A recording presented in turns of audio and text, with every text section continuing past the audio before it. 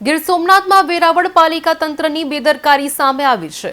Veraval bypass નજીક compose યાર્ડમાં વારંવાર આગ લાગવાની ઘટનાઓ બને છે, જેને લઈ છેલ્લા 4 દિવસથી સતત આગ લાગવાના કારણે ભયંકર વાયુ પ્રદૂષણ ફેલાયું છે।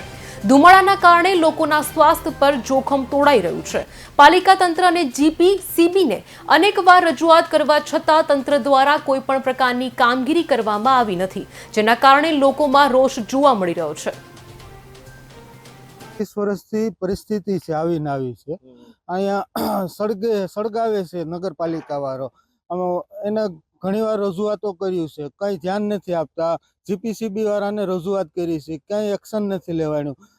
3-4 મહિના પહેલા આરોગ્ય વાળા આવ્યા હતા, બાયો વેસ્ટના બધા સેમ્પલ લઈ ગયા હતા। એ લોકોએ કીધું છે કે આનાથી ગંભીર બીમારીઓ પેદા થાય છે। અહીંયા માણસોના લોકોના જીવન આરે છેડછાડ કરે એના જેવું છે નગરપાલિકા વાળું।